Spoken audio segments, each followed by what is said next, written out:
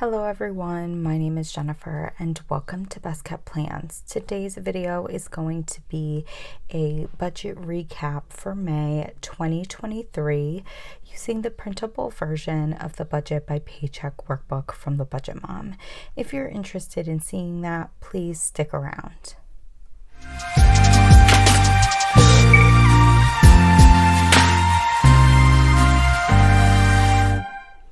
As I said in my introduction, we're going to be looking at my budget recap for May 2023. If we take a quick look at the monthly spread in the Budget by Paycheck Workbook, everything is checked off. We paid all of our bills, we contributed to some savings challenges, and so now we can get into the meat and potatoes of closing out our budget for the month. The first sheet that we're going to be looking at is the debt payment plan, which is a sheet that I've started using this year and fortunately have finally kind of figured out how to use. I currently have two debts. I have my car loan as well as my student loans. You can see their balances here as well as their interest rates. I don't have a payment for my student loan right now because it is on hold. And so I've been focusing more on paying off my car loan. The other reason why I haven't really been going too crazy about paying off my student loan while there's 0% interest is because my employer is actually currently paying on my student loan for me. They have this incentive that out over the course of, I think it's 5 years, it might be 4 years, they will pay monthly payments towards my student loan up to $20,000 total. As you can see, I have more than $20,000 in student loans, but I'm also hoping, praying that Biden's loan repayment situation, something happens with that.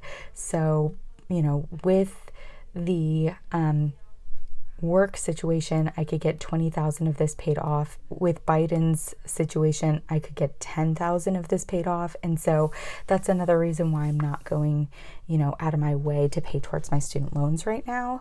I did make my normal payment towards my car, and then the extra debt payment section here just has that student loan payment from my job, from my employer. I do include it as income. That way I can pull it out as a payment from my budget. And so total this month, I put $790.18 towards debt. And if we look at the monthly debt progress and overall debt progress down below, you'll see that my debt progress for this month was almost $750. Well, I paid $790, debt progress was $750. I'm assuming that was interest in there that's not quite factoring out. In terms of my overall debt progress, this number here is not accurate to the highest amount of debt I've had. This is accurate to what my debt was in June 2022 when I purchased my new car. So this is my car loan plus my student loan as of June 2022 when I purchased my car, $70,910.32. Currently, my overall debt is $60,155.24, which means we've paid off over $10,000 of debt in the last 11 months, which is pretty great. That's an overall debt progress of 15.2%. Next, we're going to look at my net worth tracker. Last month's net worth is listed up here, a little over $180,000. I do keep my assets private, meaning the specifics of my assets, but I do put my asset total down below. And so for May, it was $250,658.79. With regards to my liabilities, we saw them on the last page. My Sikorsky, which is my car payment, my car loan, and then Nelnet is my student loan. Those added together, as we saw on the last page, are $60,155.24. My total net worth for the month of May was $190,503.55, which means we had an increase in net worth of over $8,500 or 4.7%. I think I said this last month, but there was definitely a period of time where my net worth was like declining because of probably my more so like the stock market and my retirement accounts. And it's so nice that it's been increasing over the last few months. Now we're going to get into the Where Did My Money Go worksheets. These are the specific worksheets that the Budget Mom says to use to really get a handle on your budget every month. This first one here is my favorite, and that's the monthly budget category breakdown. If I bring this up just a little bit, we're going to start with the income section up top. So everything is kind of based off of inflow and outflow and those two values matching each other. So we first have to take into account any money that we brought into the month of May from April. And for me, that was $1,130.47. My earned income is the income that I made from my full-time job.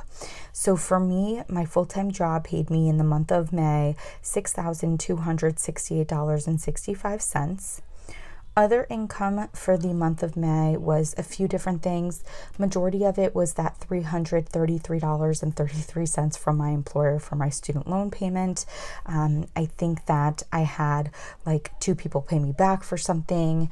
I did make a little bit of money from being an Amazon affiliate. I do have, my Amazon store linked down in the description box. It has like categories for like budgeting supplies, planner supplies. It has like books that I'd recommend. My monthly TBR is always listed on there. And if you ever use those links, which do not feel obligated to do so, it's no extra charge to you, but I do make a little bit from it. And I did make, I think, almost $12 in the month of May from that. So other income was $494.90. I used a lot of savings in the month of May though. I used almost $2,000 in savings, and that was for several different things. And that's $1,925.51. So all of that added together brings us to my total monthly inflow, which was $9,819.33 for the month of May. Now, when we get into my budget categories, a bunch of them do have an actual monthly budget amount listed. I just go based off of, like, for my variable expenses, what I budget for every pay period and multiply that by 2. My utilities, I kind of just go based off what their usual total is. So I don't put a lot of time or effort into those monthly budgeted categories. I just do what makes sense. I way overspent in groceries in the month of May, which is really, really uncommon for me. I'm usually well under my budget for groceries, but I overspent in the month of May, and that's okay. I don't have a separate household category. I kind of do groceries and household together. And I know that in the month of, and I don't think this would even fall under household anyways, but in the month of May, I actually stocked up on a bunch of like vitamins that I take. And so I know that is usually kind of a pricier thing. So I think almost $100 of this $189 that I was over budget went just to that. So again, a category I'm usually under budget in, so I'm okay being over budget once in a while. Eating out, I was way under budget. I only spent $80, which is super exciting for me. Gas, I was under budget. I spent $96, which is actually more than I have been spending lately. And I was trying to think of why that was. And I think what it was is that I went to visit my sister in New Hampshire at the end of April. We got back in the beginning of May, and I kind of had to fill up my tank like one extra time in May because of that trip. So I think that's why that's a little bit higher. Miscellaneous, I was way under budget. I only spent $99. Miscellaneous bills. So when I did my budget for April, my miscellaneous bills category was pretty out of control. That is just a generic category I have where I'm paying money towards something that doesn't really fit into any of my other categories. And so if I do some offhand spending on something, that's usually where it's going to come from. My miscellaneous category is only for the cash that I put in my miscellaneous cash envelope. So this miscellaneous bills category kind of fills everything else. I have been doing a lot of overspending in the last few months, honestly, in 2023 in general. I think that if I took a bit of a deep dive into my savings, I'd be pretty disappointed in the amount of money I've been saving versus spending.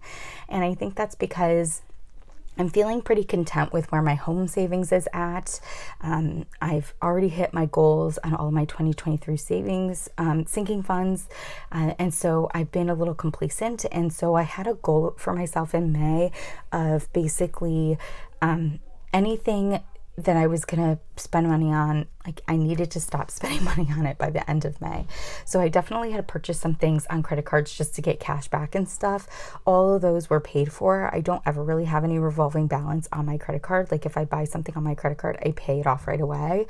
But I had spent some money on my credit card, so I paid all that off right away. And this amount, $1509.66, is actually lower than last month. You'll see that a little bit later. So a little bit better than last month, but my goal is for June. That number should be as close to zero as it could possibly be. When it comes to savings, my goal is always to save $3,000 or almost half of my income, and I did go over for that, which I'm really excited about. Utilities was right on track with $338.60. Personal was a little bit lower than I had budgeted because I ended up getting rid of Audible. I think I mentioned in one of my budget with me's that I was planning on doing that, and I was gonna let it go through for the month of May and then cancel it in June, but I actually had a few credits that I hadn't even used yet, so I just decided to get rid of it right away. So that's why it's $90.89 versus being a little bit over $100. Housing is my rent, which was $600. Giving, so I kind of separated out my giving a little bit here. This giving is just my church contribution of $20. And then I have my debt listed here. Again, my budgeted amount is just my car payment, but because I did have my employer pay towards my student loan, our total is $790.18. And then as you can see, there's a ton of sinking funds listed here, and this is where all of that savings use comes into play. So I did have a couple situations with my car. One, I had a slow leak in one of my tires that had to get fixed. That was fortunately less than $15. I did have to go for my first oil change. I bought my car in June 2022, and I just went for my first oil change this month, so I'm not too upset about that. And then also I do have AAA, and I had to renew my AAA membership in May, and I actually decided to pull it out of my car maintenance sinking fund. So that total was $174.75. I've mentioned in a few different videos that I went to go see my sister at the end of April. I did have to pay for a hotel for that, so I finally paid that credit card bill because I finally got the bill, was able to apply the cash back, and then pulled out the cash for my travel sinking fund. I also booked a trip for me and my friend. We are going away at the end of July. It's like a 5-day thing. I paid for the whole thing up front, and so those two things together ended up being $1,642, which I did take out of my travel sinking fund. When my friend does pay me back for her half of the trip, I'm just going to use that as my spending money while we're away. So I actually told her to just not even pay me back right now, just wait until right before we go away, and then I'll just use that money as spending money. It's going to be like $560, and I feel like that should be good for me for 5 days. Giving sinking fund, I did make a donation in the month of May. Again, I separated that out from my usual giving towards my church, so that was $50. I did use my birthday sinking fund to purchase something for my mom. Her birthday is June 11th, and so I'm gonna get her something else. I honestly don't know what. So I ended up pulling out $40.39 from that, and then I did end up getting some fluoride toothpaste from my dentist, and that's technically a medical expense, so I took it out of my medical sinking fund. Now, we do have to factor in money that we're rolling over from May into June, just like we factored in money that was rolling over from April into May. So for me, money that I had in my bank account on the last day of May that's transferring over into June is $447.96. And if I add everything up here, including this June starting balance, it's going to give me my total outflow for the month. And that should equal my inflow. And as you can see, it does. I was off by $0 for this month's budget, which is really, really exciting. Next, we have our monthly debt and savings breakdown, where we can kind of look a little bit more closely on, if where we put our savings matches with our savings goals. Same thing with debt payoff. For debt payoff, it's very simple. It's just my usual car payment and then the student loan payment, almost 50-50 with regards to that. When it comes to my savings, right, instead of going based off of your inflow, you're going to go based off of your income. We don't want to figure out the percent that we saved, also including savings we used. So my income for the month of May was $7,893.82. Again, my total saved was $3,233.78. That means I saved 41% of my income in the month of May, which I'm happy with. As you can see by looking down here, the highest amount was towards my house savings. I put $1,824.78, which was over 50% of what I'm saved. I'm very happy about that. I did put $1,000 towards sinking funds. If you've watched my last couple budget with me, you'll know that I'm trying to kind of bump up my travel savings right now. 52-week challenge got $130. 2023 challenge got $169, $5 challenge got $50, and then I was able to put $60 towards my emergency fund. Now, the last page that we're going to look at for our budget recap is the monthly spending comparison. So we're going to look at last month versus this month to see how we did. The first thing you need to figure out is your inflow change. And for me, you can see I had over $2,000 more inflow this month than last month. A big part of that is because I used a lot of savings this month that I didn't use last month. Now, I did not figure out my percentages of my budget for my different budget categories last month. That's why this column is empty. But really, we're looking at changes in terms of what I spent from one month to the other. Obviously, a lot more in groceries, but again, I'm okay with that. Very happy that I spent less on eating out as well as miscellaneous. Again, like I said before, miscellaneous bills is still a really frustrating category for me with all the overspending I've been doing. But we spent $350 less this month than last month, which I'm excited about. I was definitely very disappointed in how much I saved in the month of April, so I'm happy that that bumped up by over $1,000. And then these last categories towards the bottom, as you can see, are all my sinking funds, and that's why they're all in red, because I didn't spend anything last month. And that's going to be it for the kind of meat and potatoes of this closeout. I did want to bring you all into my $5 challenge. So I have my $5 challenge tracker here. So I use this tracker to keep track of any $5 bill that I come across. I've been doing this $5 challenge since January 2021, and I always end up putting the $5 bills into a clear acrylic container. And I decided to make it a little bit more interactive this year in that throughout the month, any $5 bills I come across, I actually put into this $5 challenge envelope. This tracker as well as this envelope are both available on my Etsy shop, which is always linked down in the description box. I didn't come across a bunch of fives in the month of May. As you can see here, it kind of spans this little bit of a section.